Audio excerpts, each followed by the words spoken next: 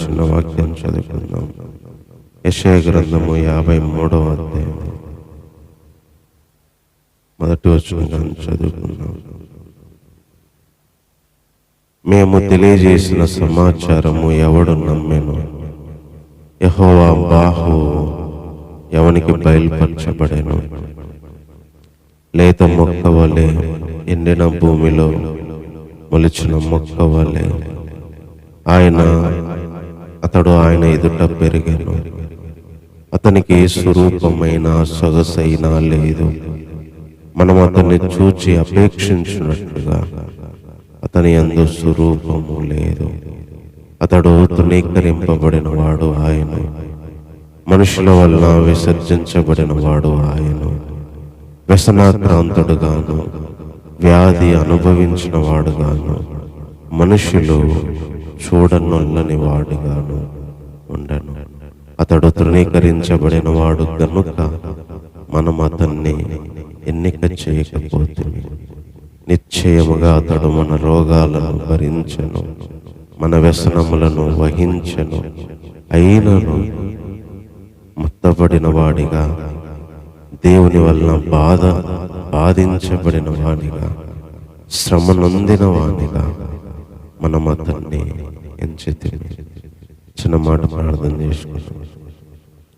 ప్రేమ కలిగిన దేవా, అయినా తరతరాలకు అయినా సరిపోయని మాటలు, అవి ఇంకా జరగకముందే, ఈ సృష్టి రాకముందే నువ్వు అనుకున్న సంగతులు ప్రభువా, నీ మనసులో ఉన్న విషయాలు మీరు తెలియజేశారు.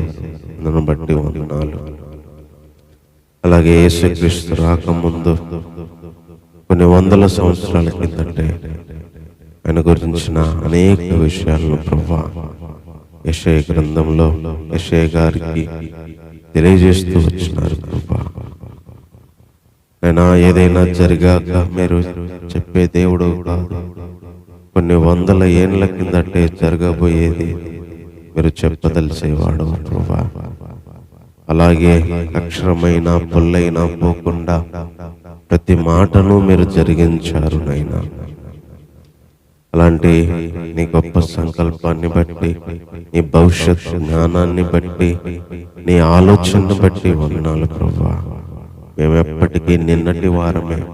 మాకు నిన్ననే తెలుసు, కానీ ఈరోజు ఏం జరిగిద్దో తెలియదు, రేపేం జరిగిద్దో తెలియదు మాకు. అలాంటిది ప్రభువా, కొన్ని వందల వేల సంవత్సరాల కిందటే ఏం జరగబోతుందో తెలిసిన వాడము అయినా ఆ విషయాలు మా కోసం రాయించినందుకే వందనాలు. అందులో ప్రభువా మేము నేర్చుకోవడానికి కావాల్సిన తలంపులు దయచేసి మీ నామానికి మహిమ తెచ్చుకోమని ఈ ప్రార్థన మా రక్షకుడైన యేసుక్రీస్తు వారి నామంలోనే ప్రార్థించి వేడుకుంటున్నాము తండ్రి, ఆమేన్. ఈ చదువుకున్న యెషయా గ్రంథము యేసుక్రీస్తు రాకముందు దాదాపు 700 సంవత్సరాలు అని చెప్తారు చరిత్రకారులు. కొన్ని వందల సంవత్సరాల క్రితం రాయబడిన విషయాలు. దేవునికి ఉన్న మహాజ్ఞానము ఎంతో గొప్పది. 1000-2000 సంవత్సరాలకు తర్వాత ఏం జరగబోతుందో కూడా తెలిసి తన భక్తులతో చెప్పి రాయించేవాడు దేవుడు. ఈ యెషయా అనే ఒక దైవజనునికి యేసుక్రీస్తు అనే ఒక వ్యక్తి గురించి, ఆయన ఇశ్రాయేలు ప్రజల కోసం వచ్చి చేయబోయే ఆ కార్యం గురించి ఎన్నో వందల సంవత్సరాల కిందటే చెప్పాడు. కానీ అది నమ్మలేదంట. అందుకే ఈ అధ్యాయము మొదటి లైన్లో దైవజనుడు చెప్పిన మాట ఏంటంటే, మేము తెలియజేసిన సమాచారము ఎవడు నమ్మెను? ఎప్పుడో జరగబోయేది చెప్తే ఎవడు నమ్మాడు? యెహోవా బాహువు ఎవనికి బయలుపరచబడెను? 2 క్వశ్చన్లు వేశాడు. మేము చెప్పిన సమాచారము ఎవడు నమ్మాడు? దేవుని బాహు అంటే యేసుక్రీస్తు అని మనం చెప్పుకోవచ్చు. ఆ యేసుక్రీస్తు గురించి ఎవరికి బయలుపరచబడేను అంటే కొన్ని వందల సంవత్సరాల కిందట జరగబోయే విషయాలు చెప్పినా నమ్మలేదు, ఆ విషయాలు ఎవరికి బయలుపరచబడలేదు. అందుకే ఈ అధ్యాయము ప్రారంభాన్ని, ఈ అధ్యాయం మొత్తం ఉద్దేశం అంతా కూడా ఆ వ్యక్తిని మనం నమ్మలేదు, ఆ వ్యక్తిని మనము విసర్జించినాము, ఆ వ్యక్తిని మనం అసలు లెక్క చేయలేదు, ఆ వ్యక్తి ఏదో బాధపడిన వాడిగా, ఆ వ్యక్తి ఏదో వేదన పడిన వాడిగా, వ్యాధి అనుభవించిన వాడిగా, ఆ వ్యక్తి మనుషులు విసర్జించిన వాడిగా ఆ వ్యక్తిని చూసాము తప్ప నిజంగా ఆ వ్యక్తి మన కోసం ఏమి చేశాడో అది గ్రహించలేకపోయాము అని ఆ రోజున్న ఇశ్రాయేలు ప్రజలకి దేవుడు యెషయా ద్వారా చెప్పిన విషయాలు ఇవి. అధ్యాయం రాయడానికి మెయిన్ గా ఉద్దేశం ఏంటంటే, పంపించిన యేసుక్రీస్తు గూర్చి నమ్మరు, ఆయన్ను లెక్క చేయరు, ఆయన విసర్జిస్తారు, ఆయనలో అసలు మనుషుల్లో కూడా ఆయన్ను ఎంచుకోరు అనే విధంగా యెషయా ద్వారా దేవుడు తన యొక్క సంకల్పాన్ని, తన యొక్క ఆవేదనను తెలియజేస్తూ వచ్చాడు. అందుకే ఈ మొదటి లైన్లోనే చెప్పాడు, మేము తెలియజేసిన సమాచారము ఎవడు నమ్మాడు, దేవుని బాహువు ఎవరికి బయలుపరచబడింది. ఏ సమాచారం అంటే అది చెప్తున్నాడు 2వ వచనం నుంచి, లేత మొక్క వలె, ఎండిన భూమిలో మొలిచిన మొక్క వలె అతడు ఆయన ఎదుట పెరిగాడు. యేసుప్రభు అంట ఒక లేత మొక్క ఎండిన భూమిలో మొలిచిన ఒక మొక్కలాగా దేవుని దగ్గర పెరిగాడు. ఆయన గురించి ఆయన పుట్టిన తర్వాత జన్మించిన మనకు తెలుసు. ఆయన పుట్టక ముందు కొన్ని వందల సంవత్సరాల కిందటే ఆయన గురించి దేవుడు రాయించాడు, ఆయన గురించి దేవుడు చెప్తూ వచ్చాడు. ఏ యేసుక్రీస్తును మనం జ్ఞాపకం చేసుకుంటున్నామో, ఏ యేసుక్రీస్తు వచ్చి మరణించాడు, ఆయన గురించి ఎప్పుడో ఇశ్రాయేలు ప్రజలకు చెప్పాడు, కానీ వాళ్ళు నమ్మలేదు. ఆ యేసుక్రీస్తు ఒక లేత మొక్కలాగా, అది కూడా ఎండిపోయిన భూమిలో మొలిచిన ఒక మొక్కలాగా దేవుని దగ్గర పెరిగాడంట. ఆ వ్యక్తి ఈ లోకానికి వచ్చినప్పుడు అతనికి స్వరూపమైన సొగసైన లేదు. మనం అతన్ని చూచి అపేక్షించినట్లుగా ఆయన యందు స్వరూపము లేదు. అతడు తృణీకరింపబడిన వాడాయను, మనుషుల వలన విసర్జించబడిన వాడాయను, వ్యసనాక్రాంతుడుగా, వ్యాధి అనుభవించిన వాడుగాను, మనుషులు చూడనొల్లని వాడుగాను ఉండెను. అతడు తృణీకరించబడిన వాడు గనుక మనము అతన్ని ఎన్నిక చెయ్యకపోతే. దేవుని దగ్గర ఒక లేత మొక్కలాగా పెరిగిన ఆయన ఈ భూమి మీదకి వచ్చి మరణించినప్పుడు స్వరూపము లేదు, సొగసు లేదు, తృణీకరించబడ్డాడు, మనుషుల వల్ల విసర్జించబడ్డాడు, ఒక వ్యసనాన్ని అనుభవించిన వాడిలాగా, ఒక వ్యాధి అనుభవించిన వాడిలాగా, మనుషులు చూడనొల్లని వాడుగా, మనుషులు చూడటానికి కూడా ఇష్టపడని వాడిగా ఉన్నాడు. అలా ఆయన తృణీకరించబడ్డాడు కాబట్టి అసలు మనము ఎన్నిక చేయకపోతే, అంటే లెక్క కూడా చేయలేదు. ఇది జరగక ముందే వాళ్ళు చేసే విషయాలను దేవుడు ముందే రాయించాడు. యేసుప్రభు వచ్చాడు, పుట్టాడు, ఆయన మనుషులు విసర్జించారు, స్వరూపము సొగసు లేకుండా గుర్తుపట్టడానికి వీలు లేనంతగా ఆయన కొట్టి చంపారు. మనుషులు వద్దనుకొని విసర్జించారు, మనుషులు చూడడానికి ఇష్టపడలేదు. ఆ తృణీకారాన్ని, ఆ వ్యక్తిని అలా తృణీకరించే చూసి ఉమ్మివేసి యెరూషలేము వీధిలో మరి అవమానపరుచుకుంటూ తీసుకెళ్ళినప్పుడు జనాలు ఆయన్ను ఎవరు గుర్తుపట్టలా, ఆయన్ను లెక్కలో వేసుకోలే. ఒక వ్యాధి అనుభవించిన వాడుగా, మొత్తబడిన వాడిగా, తృణీకరించబడిన వాడిగా, మనుషులందరూ చీ అని విసర్జించిన వాడిగా మనం చూసామా ఆయన్ని? ఆయనకు స్వరూపం అంతా పోయింది, సొగసంతా పోయింది. ఒక లేత మొక్కలాగా పెరిగిన ఆయన ఈ భూమి మీదకి వచ్చినప్పుడు అలా మారిపోయాడు. యెషయాతో దేవుడు చెప్పిన మాట, మనుషులు అలా చూశారు, మనుషులు లెక్క చేయలేదు, మనుషులు ఆయన దగ్గరికి రాలేదు, మనుషుల దృష్టిలో ఆయనకి అసలు విలువే లేదు. బాధించబడిన వాడిగా, మనుషులు ఆయన్ను మరి గుర్తుపట్టలేని విధంగా చూశారని చెప్తున్నాడు. అలా చూసిన ఆయననే మన రోగాలను భరించెను, మన వ్యసనాలను వహించెను అని చెప్తున్నాడు. ఏ వ్యక్తి అయితే విసర్జించబడ్డాడో, ఏ వ్యక్తికైతే స్వరూపమైన సొగసైన మనుషులు చూడనొల్లని వాడిగా ఉన్నాడో, ఆయనే నిశ్చయముగా, కన్ఫామ్ గా, నిశ్చయముగా మన రోగాలన్నీ భరించింది ఆయన, మన వ్యసనాలన్నీ వహించింది ఆయన. కానీ మనమైతే ఆయన్ను మొత్తబడిన వాడిగా, దేవుని వల్ల బాధించబడిన వాడిగా, శ్రమ నొందిన వాడిగా మనం ఆయన్ను ఎంచాము అంటున్నాడు. ఆయన మన రోగాల కోసం అంత బాధపడితే, మన రోగాలు ఆయన భరిస్తే, మన వ్యసనాలని ఆయన వహిస్తే, మనం ఎలా చూసామంట? ఆయన్ని మొత్తబడ్డాడు దేవునితో, బాధించబడ్డాడు దేవుని వల్ల, శ్రమ పొందాడు అని చెప్పి మనం అతన్ని చూసాము లేదా ఎంచాము అని చెప్తున్నాడు. అందుకే ఆ రోజున్న ప్రజలు యేసుప్రభువును చూసి, ఇతడు ఇంత శ్రమ అనుభవించి, ఇంత బాధపడి ఇలా చచ్చిపోతుంటే దేవుని కుమారుడు ఎందుకు అవుతాడు? దిగొస్తే మేము నమ్ముతామని ఎగతాళి చేశారు, ఉమ్మివేశారు. ఎగతాళి చేసి దిగొస్తే నమ్ముతాము, విడిపించుకో, ఈ బాధలు పడకుండా బయటికి రా అని చెప్పి వాళ్ళు ఎన్నో మాటలు అన్నారు. అంటే ఆ వ్యక్తి మన రోగాలు భరిస్తున్నాడు అని, ఆ వ్యక్తి మన వ్యసనాల కోసము అలా అయ్యాడు అని ఆ రోజు గ్రహించలేకపోయాడు.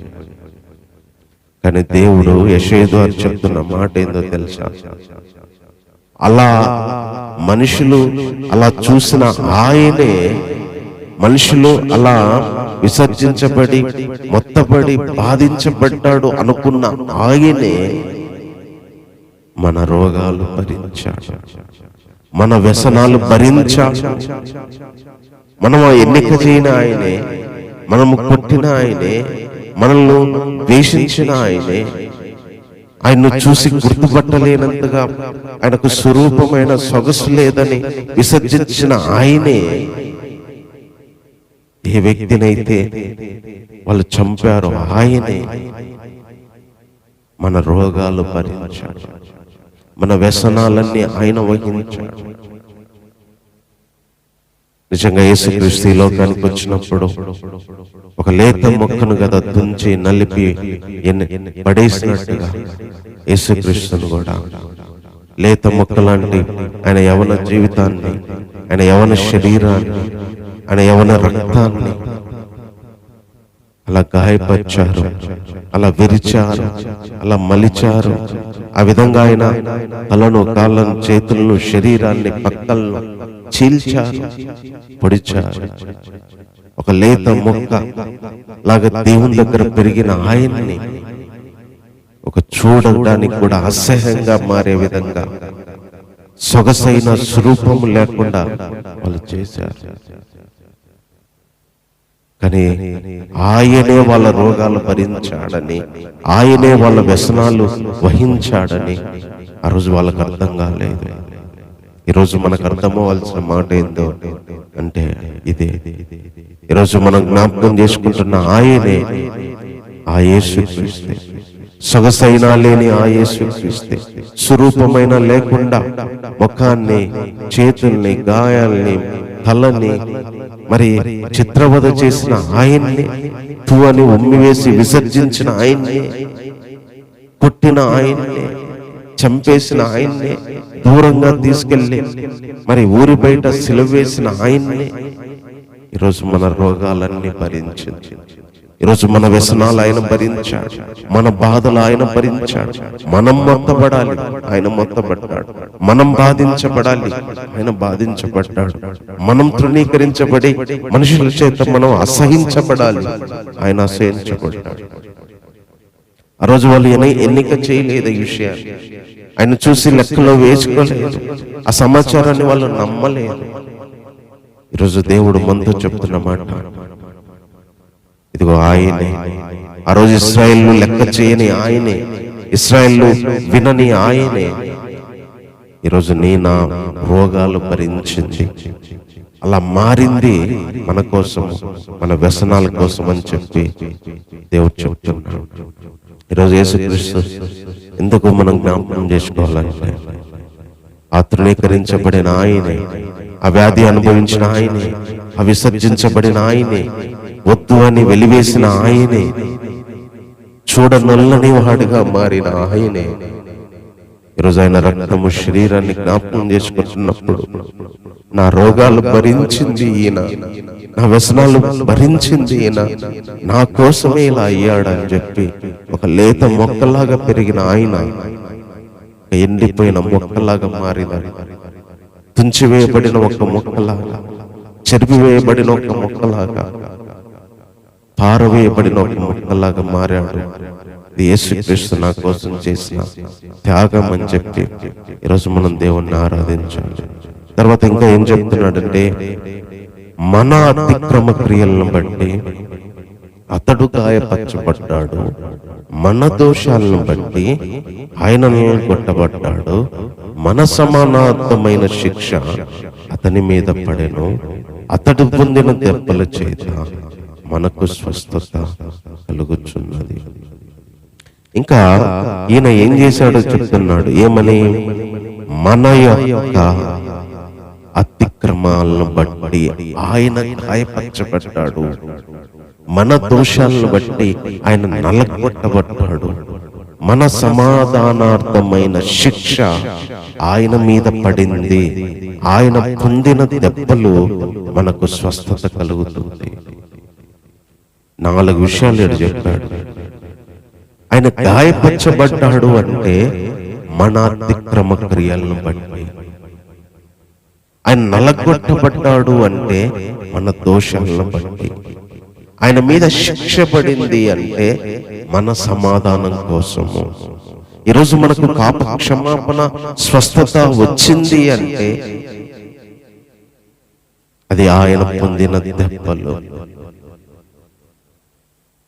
ఆయన నలగొట్టబడ్డాడు, గాయపరచబడ్డాడు, దెబ్బలు పొందాడు, శిక్ష అనుభవించాడు.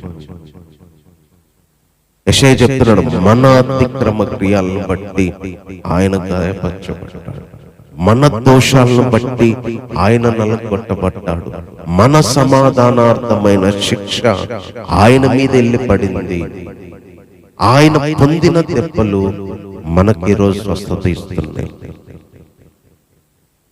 ఈరోజు మనం గుర్తు చేసుకోవాల్సిన విషయం ఇది. ఆయనకు గాయాలు అయినాయి అంటే అది మన అతిక్రమ క్రియలే. అలా ఆయన నలగొట్టబడ్డాడు అంటే మనం చేసిన దోషములే. ఆయన అన్ని దెబ్బలు పొందాడు అంటే అది మనకు స్వస్థత రావాలని. ఆయన మీద అంత శిక్ష పడింది అంటే మనకు శిక్ష లేకుండా చేసి దేవునితో సమాధానపరచడానికి. అందుకే క్రీస్తునందు ఉన్న వారికి ఏ శిక్ష విధి లేదు. యేసుక్రీస్తుకు సిలువేసి చంపే శిక్ష వేశారు. యేసుక్రీస్తును దెబ్బలతో గాయపరిచారు, నలగొట్టారు, గాయపరచబడ్డాడు. ఆ గాయాలన్నీ మన కోసం. అందుకే తోమ లేచిన తర్వాత నేను ఆయన గాయాల గురుతులో నా వేలు పెట్టి చూస్తే తప్ప నేను నమ్మను అన్నాడు. ఆ గాయాలు నేను చూడాలి, ఆ గాయాల్లో నా చేతులు పెట్టాలి అని. యేసుక్రీస్తు గాయాలు పొందాడు, దెబ్బలు అనుభవించాడు, నలగొట్టబడ్డాడు, శిక్ష పడింది, మరణ శిక్ష ఆయనకు వేసి చంపారు. ఇదంతా మన కోసమే, మన అతిక్రమాలను బట్టి, మన దోషాలను బట్టి, మన సమానార్థం కోసము, మనకు స్వస్థత రావడం కోసము ఆయన గాయపరచబడి, ఆయన నలగొట్టబడి, ఆయన మీద శిక్ష వేసుకొని ఈరోజు మనకు ఆయన దెబ్బల చేత స్వస్థత ఇచ్చాడు. ఈరోజు క్రీస్తు శరీరం, ఆయన రక్తాన్ని గుర్తు చేసుకుంటున్నామంటే అలా రక్తం బయటికి వచ్చిన గాయాల్లో మన పాపాలు ఉన్నాయి. ఆయన నలగొట్టబడిన ఆ దెబ్బల్లో మన దోషాలు ఉన్నాయి. ఆయనకు పక్కలో కాళ్ళ చేతుల్లో పొడిసిన ఆ పోట్లల్లో మన అతిక్రమాలు ఉన్నాయి. ఆయనకు నిలువెల్లైన దెబ్బల్లో ఈరోజు మనకు పాప క్షమాపణ, స్వస్థత, విడుదల, రక్షణ వచ్చినాయి.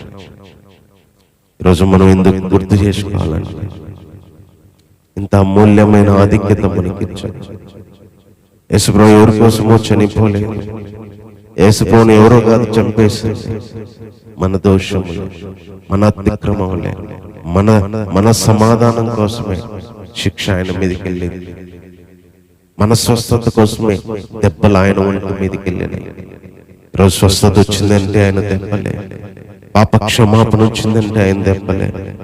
ఈరోజు సమాధానము, శిక్ష లేదు అంటే ఆయన నలగొట్టబడ్డాడు, ఆయన వేసుకున్నాడు, ఆయన గాయపరచబడ్డాడు. ఈ గాయాల్లో, ఈ నలగొట్టబడిన దాంట్లో మన పాపాలు ఉన్నాయి. అదే ఈరోజు మనం జ్ఞాపకం చేసుకోవాలి. యేసుక్రీస్తు కావాలని వచ్చి చనిపోలేదు, యేసుక్రీస్తు అసలు ఈ లోకానికి వచ్చే అవసరమే లేదు.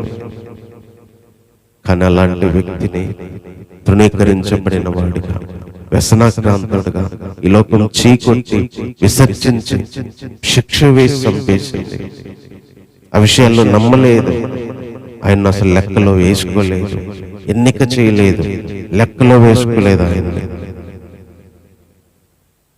ఈరోజు కనీసం మనమైన ఆయన లెక్కలో వేసుకొని ఈ గాయాల్లో, ఈ నలగొట్టబడిన దాంట్లో నా పాపపు దెబ్బలు ఉన్నాయి నాయన, నీ దెబ్బల్లో నుంచే నాకు స్వస్థత వచ్చింది, నాకు ఈరోజు శిక్ష లేదు, సమాధానం వచ్చింది అంటే అది నీ మీద నువ్వు వేసుకున్న దోషము, నా దోషం నువ్వు మోసావు అని చెప్పి దేవుణ్ణి మనము ఆరాధన చేయాలి. అంతేకాకుండా ఆ రోజున కాంచి ఇంకేం చెప్తున్నాడంటే, మనందరము గొర్రెల వల్లే త్రోవ తప్పిపోతుంది, మనలో ప్రతి వాడు తనకిష్టమైన త్రోవకు వెళ్ళాను. యెహోవా మనందరి దోషమును ఆయన మీద మోపెను, అతడు దౌర్జన్యము నొందిను, బాధించబడిన నోరు తెరవలేదు. వదకు దేవుడు గొర్రె పిల్ల బొచ్చు కత్తిరించు వాని ఎదుట గొర్రె మౌనంగా ఉండునట్లు అతడు నోరు తెరవలేదు. అన్యాయపు తీర్పు నొందిన వాడు అతడు కొనిపోబడెను, అతడు నా జనుల అతిక్రమములను బట్టి మొత్తబడెను కదా, సజీవుల భూమిలో నుండి అతడు కొట్టివేయబడెను. మనందరం అంట గొర్రెల వల్లే త్రోవ తప్పిపోయామంట. ప్రతి వాడు తనకిష్టమైన త్రోవకు తొలగిపోయాడంట. దేవుడు మనుషులను సృష్టించి ఈ లోకాన్నంతా అప్పచెప్పినప్పుడు ప్రతి వాడు వానికి నచ్చినట్టు చేసుకుంటూ, మనకి నచ్చిన పాపాలు చేసుకుంటూ, ఇష్టమైనవి చేసుకుంటూ బ్రతుకుతా ఉంటే ఆ మాట చూడండి, యెహోవా మనందరి దోషము ఆయన మీద మోపెను, అతని మీద మోపెను. దేవుడు మనందరి దోషము అతని మీద మోపెను. తీసుకెళ్లి త్రోవ తప్పిన మనల్ని, ఇష్టానుసారంగా మన ఇష్టం ప్రకారం బ్రతికే మనల్ని, మనుషులందరి దోషాన్ని తీసుకెళ్లి ఆయన మీద మోపాడు. రోజు మనం చేయని తప్పు మన మీద మోపితే ఒక్క తప్పే మనం తీసుకోలేము. అందరి దోషం తీసుకెళ్లి ఆయన మీద మోపి, ఈ దోషాలన్నీ చేసింది నువ్వే, శిక్ష భరించాల్సింది నువ్వే, దానికొచ్చే బాధ భరించాల్సింది నువ్వే, పడు అని చెప్పి చివరికి ఒక గొర్రె వదకు తేబడిన గొర్రెలాగా దౌర్జన్యం చేసిన, బాధించిన, నోరు తెరవకుండా అన్యాయపు తీర్పు తీర్చి చంపేసి మొత్తం సజీవుల భూమిలోనే ఆయన పేరు లేకుండా తీసివేశారు. ఇదంతా ఎవరి కోసం అంటే మన కోసం. దేవుడు ఈ భూమి మీద ఉన్న ప్రతి ఒక్కరి దోషాన్ని తీసుకెళ్లి ఆయన మీద మోపాడు. ఈరోజు యేసుక్రీస్తును మనం ఎందుకు మన హృదయంలో పెట్టుకుని ఆరాధన చేయాలంటే, ఈరోజు నీ దోషం నేను మొయ్యను, ఎందుకు మొయ్యాలి, నీ శిక్ష నేనెందుకు పడాలి, నాకెందుకు, నాకు అవసరమా అని అంటే మనం ఈరోజు ఇక్కడ కూర్చునే వాళ్ళం కాదు. ఈరోజు సార్వత్రిక సంఘం ఉండేది కాదు. ఏ వ్యక్తి దేవుని దగ్గరకు వచ్చేవాడే కాదు. ఎవరి ఇష్టానుసారంగా గొర్రెల్లాగా త్రోవ తప్పి తనకిష్టమైన జీవితంతో బ్రతుకుతుంటే వాళ్ళందరి దోషం తీసుకెళ్లి ఆయన మీద మోపాడు. మోపితే ఏం జరిగిందంటే దౌర్జన్యం చేశారు ఆయన్ని, బాధించారు ఆయన్ని, నోరు తెరవల, వదకు తీయబడే గొర్రెలాగా బొచ్చు కత్తిరించు అని ఎదుట గొర్రె మౌనంగా ఉన్నట్టు వాళ్ళు ఆయనకు ఎన్ని చేస్తున్నా నోరు తెరవల. ఆడికి పిలాతు అడుగుతాడు, ఇన్ని మాటలు అంటున్నారు, సమాధానం చెప్పవా, నోరు తెరవవా? ఆయన ఏ ప్రశ్నకి మరి నోరు తెరిచి సమాధానం చెప్పలేదు.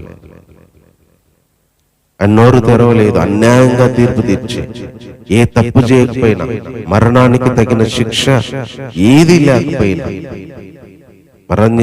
చంపాలంటే ఎవరన్నా చంపాలా, లేకపోతే ఎవరినన్నా మోసం చేయాలా, లేకపోతే ఎవరినన్నా పెద్ద పెద్ద తప్పు చేస్తే తప్ప మరణ శిక్ష వేయరు. అన్యాయంగా తీర్పు తెచ్చి ఆయనకు మరణ శిక్ష వేశారు. సజీవుల భూమిలో నుంచి ఆయన పేరు కొట్టేశారు. సజీవులు బ్రతికే ఈ భూలోకంలో లేకుండా చేశారు మన అతిక్రమాలను బట్టి. అందుకే చెప్తున్నాడు, అతడు జనుల అతిక్రమాలను బట్టి కొట్టబడెను కదా. జనుల అతిక్రమాలను బట్టి అందరి దోషం ఆయన మీద పడి. నిజంగా ఈరోజు ఆయన మనం ఎందుకు జ్ఞాపకం చేసుకోవాలంటే, యేసుక్రీస్తు మన దోషాన్ని భరించాడు. మన అతిక్రమాలను బట్టి అన్యాయపు తీర్పు ఉంది. జనాల్లో పేరు లేకుండా చంపేస్తున్నా కూడా ఒక నోరు తెరువని ఒక గొర్రెలాగా మౌనంగా ఉన్నాడు. రోజు ఆయన రక్తాన్ని, సిలువను, మరి ఆయన శరీరాన్ని గుర్తు చేసుకుంటున్నప్పుడు నా దోషాన్ని భరించినందుకే కదా, నా దోషం భరించడానికే కదా నువ్వు మౌనంగా ఉన్నావు. నా దోషం భరించడానికే కదా ఈ భూమి మీద లేకుండా చేశారు నిన్ను. అన్యాయంగా తీర్పు తీర్చారు, మాట్లాడకుండా దౌర్జన్యం చేశారు, బాధించబడ్డారు, చంప మీద కొట్టారు, ఎగతాళి చేశారు, పట్టుకొని లాక్కొని పోయారు. ఒక్క మాట కూడా మాట్లాడలేదు ప్రభు. ఎందుకంటే మనందరి దోషాన్ని ఆయన భరించాడు. కాబట్టి ఆ రోజు ఇశ్రాయేలు ప్రజలు ఆయన్ను లెక్క చేయలేదు, ఇశ్రాయేలు ప్రజలు ఆయన్ను చూడలేదు. ఈ విషయాలన్నీ ఎప్పుడో దేవుడు రాయించాడు.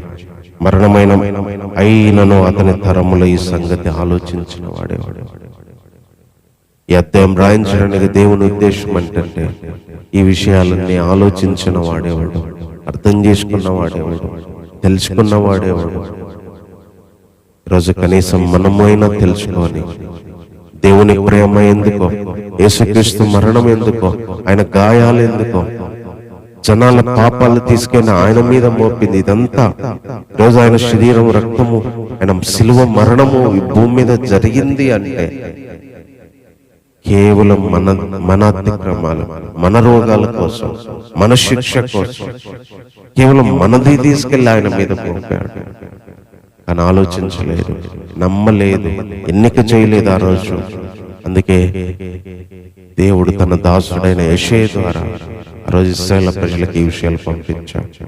అతడు చనిపోయినప్పుడు ధనవంతుని దగ్గర ఉంచాడు. అతడు భక్తిహీనులతో పాటు మరణించాడంట. భక్తిహీనులు అంటే సిలువలో దొంగలు, దొంగలతో పాటు సమాధి, ధనవంతుని సమాధి. నిశ్చయంగా అతడు అన్యాయం చేయలేదు, అతని నోట ఏ కపటం లేదు. కానీ ఆయన అలా చేశారు అని చెప్పి యేసు ప్రభు పుట్టక ముందు కొన్ని వందల సంవత్సరాల కిందట ఇలా జరిగిన ఆయన ఎలా చూస్తారో దేవుడు ముందుగానే ఇశ్రాయేలు ప్రజల గురించి చెప్తూ వచ్చాడు. కానీ దేవుని కంట ఆయన్ను నలగొట్టడానికి యెహోవాకు ఇష్టమైందంట. ఆయనే అతనికి వ్యాధి కలుగజేశాడంట.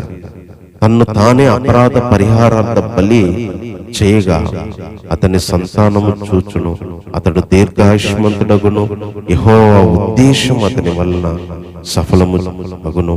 అతడు తనకు కలిగిన వేదనను చూచి తృప్తి పొందును. నీతిమంతుడైన నా సేవకుడు జనుల దోషాన్ని భరించి తనకున్న అనుభవ జ్ఞానం చేత అనేకులను నిర్దోషులుగా చేయును. చేసిన వాళ్ళలో మనం ఉన్నాం. ఇక రెండు విషయాలు చెప్తున్నాడు. దేవునికి యేసు ప్రభువును నలగొట్టడము ఇష్టమైందంట. యేసు ప్రభు తనకు కలిగిన వేదన చూచి తృప్తి పొందాడంట. దేవుడేమో ప్రభువును నలగొడుతుంటే తండ్రి అయిన దేవునికి ఇష్టంగా ఉంది. వేదన అనుభవిస్తున్న యేసుక్రీస్తు అనే దేవుడికి అది చూచి తృప్తి కలిగిందంట. దేవునికి ఇష్టమైంది నలగొట్టడానికి, యేసుక్రీస్తుకేమో తృప్తి కలిగిందంట. వేదన చూసి, వేదనను బట్టి, వేదన అనుభవించి. వేదన పడటం తృప్తిగా ఉంటుందా? కానీ యేసు ప్రభు తృప్తిగా శ్రమలను, వేదల్ని, బాధల్ని, మరణాన్ని అదంతా తృప్తి చెందాడంట.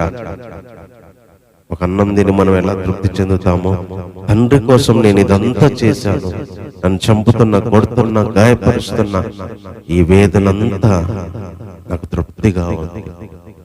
తండ్రి అయిన దేవునికి తన కుమారుని నలగొడుతూ చంపుతూ ఉన్న ఒక్క దేవదూతను పంపలేదు, ఒక్క సహాయాన్ని పంపలేదు, విడిపించడానికి ఎవరిని పంపించలేదు. నలగొడుతున్న ఆయనకి ఇష్టమైంది, వదిలిపెట్టాడు. అందుకే నా దేవా, నా దేవా, నన్ను ఎందుకు వదిలిపెట్టావన్నా కూడా కనీసం మాట్లాడలేదు తండ్రి. నన్ను ఎందుకు వదిలిపెట్టావు అన్నంతగా కుమారుడు వేదన పడినా కూడా, ఆయన నలగొడుతున్నా కూడా తండ్రి మౌనంగా వహించాడంటే కారణం ఏందో తెలుసా? మనల్ని విడిపించడానికి, మనల్ని నిర్దోషులుగా చేయడానికి. దేవుడికి ఎంత ప్రేమ ఉంటే తన కుమారుని నలగొట్టి మనల్ని విడిపించాలనుకుంటాడు. తన కుమారుణ్ణి చంపించి మనల్ని తప్పించాలనుకుంటాడు. తండ్రి అయిన దేవునికి ఆయన నలగొట్టడము ఇష్టమైందంట. కుమారుడైన యేసుక్రీస్తుకి ఆ వేదన అనుభవించడము తృప్తి కలిగిందంట. తండ్రి అయిన దేవుడు, కుమారుడైన దేవుడు ఈరోజు మన కోసం ఇంత చేశారు. ఈరోజు ఆయన మనం పళ్ళను, శరీరాన్ని, మరణాన్ని గుర్తు చేసుకుంటున్నామంటే మనసులో కలగాల్సిన భావన ఇది. మనసులో ఈ యొక్క అనుభూతి లేకుండా, మనసులో ఈ అవగాహన లేకుండా, మనసులో ఇంత ఆలోచన ఆయన మీద మనకు లేకుండా, మనం ఎన్నిసార్లు రొట్టె తిన్నా, ద్రాక్షారసం తాగినా ఏం ఉపయోగం ఉండదు. ఆత్మలో కలిగే భావన ఇది.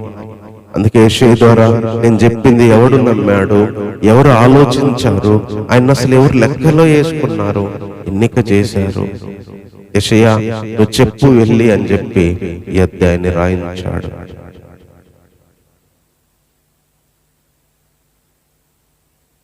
ఎందుకంటే ఆయన మరణము నందునట్లు తన ప్రాణాన్ని దారం పోశాడు.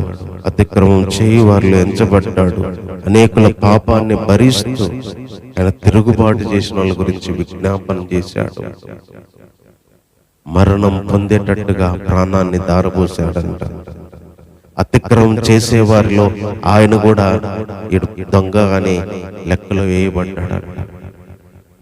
తిరుగుబాటు చేసే వాళ్ళ గురించి, నా దేవా వీళ్ళు ఏం చేస్తున్నారు, వీళ్ళకి తెలియదు కనుక వీళ్ళు క్షమించమని విజ్ఞాపన చేశాడు. అనేకుల పాపాలని ఆయన భరించాడు. అందుకే లోక పాపాన్ని మోసుకునే దేవుని గొర్రెపిల్ల అని, మన పాపాలన్నీ ఆ సిలువలో మోసినట్టుగా ఆయన భుజం మీద మోసుకొని వెళ్ళి తిరుగుబాటు చేసిన వాళ్ళ గురించి వాళ్ళు క్షమించయ్యా అని వాళ్ళ గురించి విజ్ఞాపన చేసి ఇంకా చివరికి మరణము వచ్చేంతగా ప్రాణాన్ని దారబోసాడు. కానీ అది విషయాన్ని నమ్మిన వాళ్ళు కానీ, ఆయన్ను చూసి అర్థం చేసుకున్న వాళ్ళు కానీ, దాని గురించి ఆలోచించిన వాళ్ళు లేరు. ఈరోజు మనం అర్థం చేసుకోకుండా, ఆలోచించకుండా, అవగాహన లేకుండా ఇదేదో అనుకుంటే మనం మోసపోయినట్టే.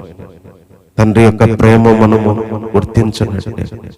దేవుడు తీసుకెళ్లి మన దోషాన్ని ఆయన మీద పోయాడు. నిశ్చయంగా మన రోగాలు భరించాడు. మన అతిక్రమాల కోసం ఆయన గాయపరచబడ్డాడు. మన దోషాల కోసం ఆయన నలుగొట్టబడ్డాడు. మన సమానార్థమైన శిక్ష ఆయన మీద పడింది. ఆయన పొందిన దెబ్బలే ఈరోజు మనకు క్షమాపణ ఇచ్చి దేవుని దగ్గరికి చేర్చినాయి. కాబట్టి మాటలన్నీ తలపోయించుకుంటూ మనం కూడా 10 నిమిషాలు దేవుణ్ణి ఆరాధన చేద్దాం, బలను జ్ఞాపకం చేసుకుందాం. ఎంతో మంది అవగాహన లేకుండా ఆ రోజు భోజనం పెడుతున్నారు కదా అని కొరింథీలో ఉన్న సంఘం తిని వెళ్ళేవాళ్ళు. అది ప్రభు శరీరం అని వివేచించలేకపోయారు. వాళ్ళు రక్తం అని వివేచించలేకపోయారు. అది ఏం చేసిందో కూడా వాళ్ళకి తెలియదు. దాని విషయంలో దేవుని ఉద్దేశాలు తెలియవు. ఈరోజు ఎంతో మందికి ఉద్దేశాలు తెలియవు. ఈరోజు మనం కూడా అలాగే ఉంటే, మనం కూడా ఆలోచించకపోతే, అర్థం చేసుకోకపోతే, ఆ రోజు దేవుడు చెప్పినట్టుగా ఈ విషయాన్ని ఆలోచించిన వాళ్ళు ఎవరు, ఈ విషయాలు నమ్మిన వాడెవరు, ఈ విషయాలు విన్నవాళ్ళు ఎవరు? లేత మొక్కలాగా పెరిగిన ఆయన ఈ భూమి మీదకి వచ్చి స్వరూపమైన సొగసైన లేనివాడుగా మారాడంటే అది మన కోసమే. ఈరోజు ఈ రక్తము, ఈ శరీరం మన ముందు ఉందంటే మన కోసం.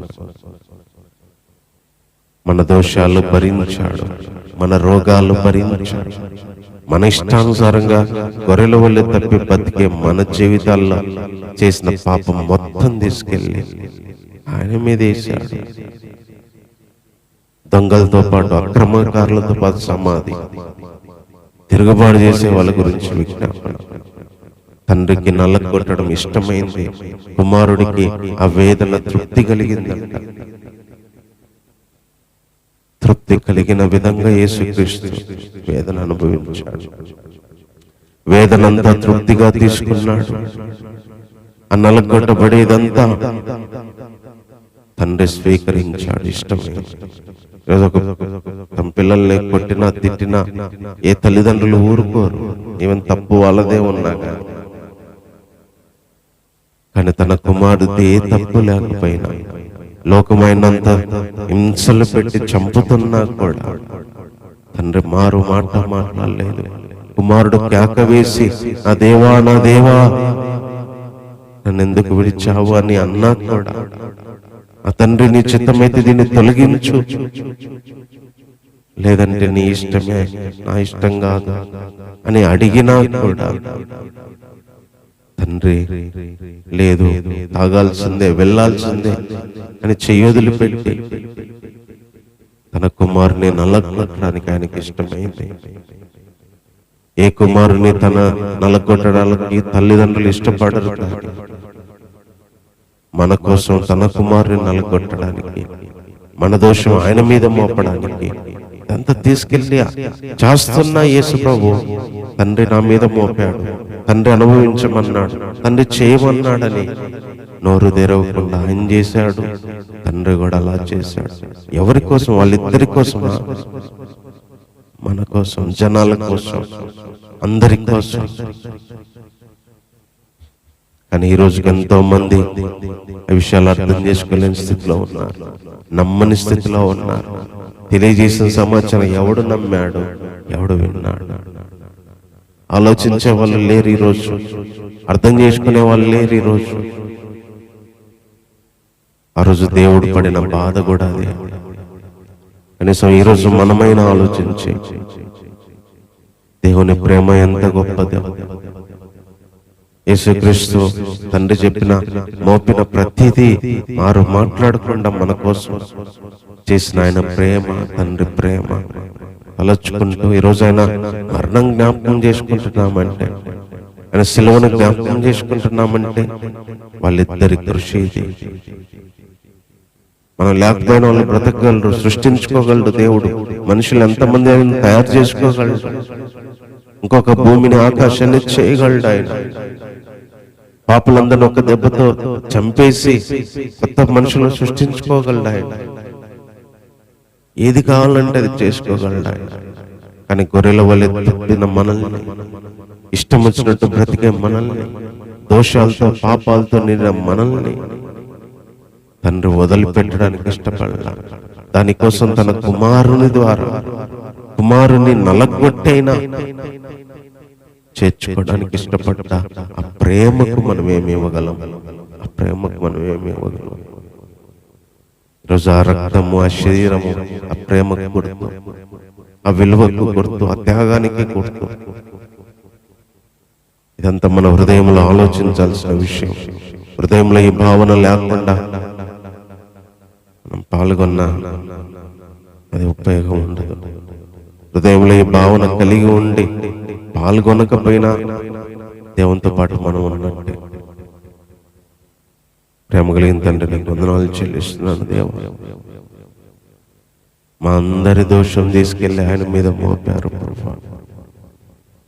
మా రోగాలన్నీ ఆయన భరించాడు.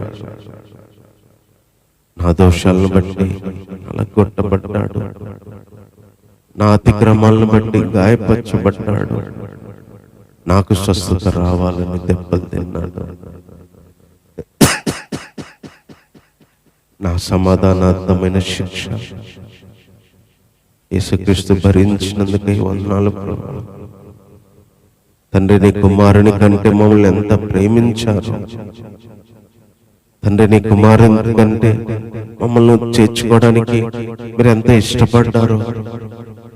ఆ రోజు కుమారుడు, నా దేవా, నా దేవా, నా చెయ్యి ఎందుకు వదిలిపెట్టావు అన్నా కూడా ప్రభువా మా మీద, మా వైపు చూశారు నాయనా. నాయనా, నిన్ను కాపాడి బయటికి తీసుకొచ్చి మరణాన్ని తప్పిస్తే మనుషులు నా దగ్గరికి రాలేరయ్యా అని చూస్తూ అలా ఉండిపోయారు. దేవా, మా మీద ఎంత ప్రేమనైనా. మా కోసం యేసుక్రీస్తు ప్రభువా వేదనంతా అనుభవించారు. నోరు తెరవలేదు, దౌర్జన్యం చేశారు, బాధించారు, అన్యాయపు తీర్పు తీర్చారు, దొంగలతో పాటు సిలువ ఎక్కించారు, ఈ భూమి మీద లేకుండా చేశారు. అయినా కానీ మాట్లాడలేదు. మరణం నొందనట్లు ప్రాణాన్ని దారబోశారు నాయన. తిరుగుబాటు చేసిన వాళ్ళ గురించి తండ్రి క్షమించు అని విజ్ఞాపన చేశారు. వీళ్ళకి తెలియదు వీళ్ళు ఏం చేస్తున్నారు అని. ఆ చంపే వాళ్ళందరి గురించి ఆ రోజు మీరు వేడుకున్నారు నాయన. ఎంత ప్రేమ నాయన, ఎంత ప్రేమ. రోజునైనా అందుకేనేమో నీ మరణాన్ని జ్ఞాపకం చేసుకోవడానికి ప్రభా నేను వచ్చేంత వరకు దీన్ని చేయమని ఆ రాత్రి ప్రభు మరి మరణించే ఆ రాత్రి భోజనంలో నా ప్రభు రొట్టెను విరిచి ద్రాక్షారసాన్ని ఇచ్చి, ఇది మీకోసం విరవబడుతున్న నా శరీరం, ఇది మీకోసం చిందించబడుతున్న నా శరీరం, మీకోసం అని చెప్పి నీ ప్రేమ ఎప్పటికీ మర్చిపోకూడదని, అది అన్నా ఇలా విరిచేటప్పుడల్లా గుర్తు రావాలని, ద్రాక్షారసం తాగేటప్పుడన్నా గుర్తు రావాలని మీరు మాకు నేను చెప్పిన ఆజ్ఞను బట్టి వందనాలు తండ్రి. నా పాపాల విషయంలో పవిత్రత ఇచ్చింది. ఇంకా మాలో ఉన్న లోపాలన్నిటినీ కడిగేది, శుద్ధి చేసేది ప్రభా, వెలుగులోకి తెచ్చేది, సత్యంలోకి నడిపించేది నీ రక్తం ప్రభా. ఈ రక్తాన్ని బట్టి వందనాలు. చేసిన పాపాలకి నైనా చేయబోయే పాపాలకి శిక్ష మీరు అనుభవించారు తండ్రి. ఎన్నో వందల సంవత్సరాల కిందట, వేల సంవత్సరాల కిందటే, ఎక్కడో 2000 సంవత్సరాల్లో బ్రతికే మాకి మీరు మరణించి మా శిక్ష అంతా నీ మీద వేసుకున్నావు. మా శిక్ష నీ మీద మోపారు ప్రభు. మేము పొందాల్సిన శిక్ష భరించి మరణం నుంచి తప్పించినారు నాయన. నలగొట్టబడే స్థితి నుంచి తప్పించారు. గాయపడి దెబ్బలు పొందే స్థితి నుంచి తప్పించారు.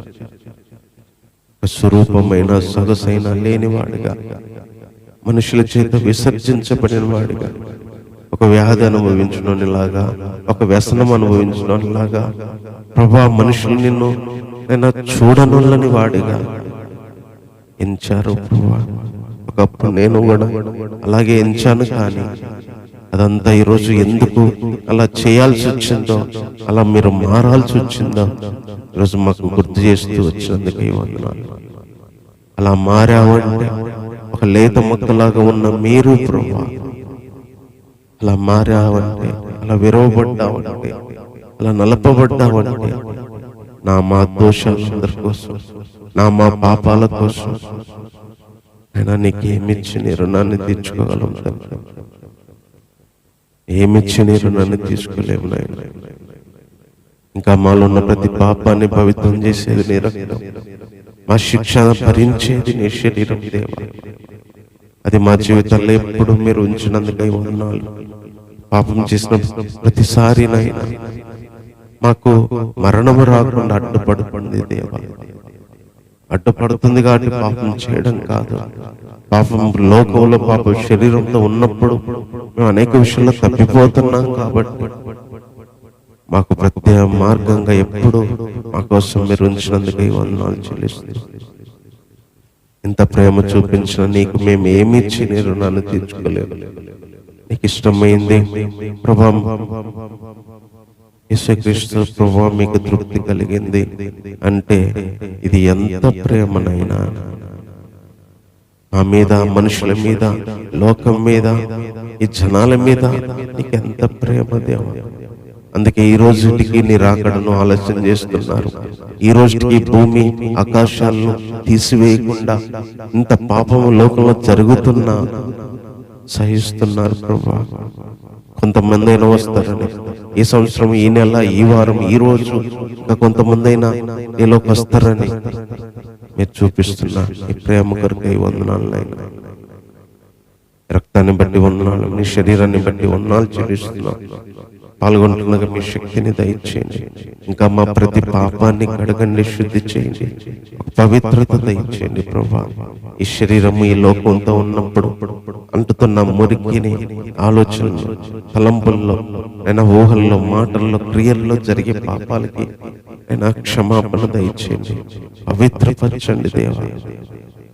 ఒకరోజు మేము పరిశుద్ధులంగా కనపడే విధంగా మమ్మల్ని మార్చండి. ఇంకా ఎంతో మందికి ప్రభా విషయాలు నమ్మలేని స్థితిలో, తెలియలేని స్థితిలో, అర్థం చేసుకోలేని స్థితిలో ఉన్నారు ప్రభా. కనికరించి వారికి సహాయం చేయమని కోరుతున్నాను. కనికరించి వారి విషయంలో కృప చూపించమని కోరుతున్నాను దేవా. ఇంతవరకు మాతో ఉన్నందుకై వందనాలు చెల్లిస్తూ ఈ ఆరాధన, ఈ ప్రార్థన మా రక్షకుడైన యేసుక్రీస్తు వారి నామములోనే అడిగి వేడుకొని సమర్పిస్తున్నాము తండ్రి. ఆమేన్.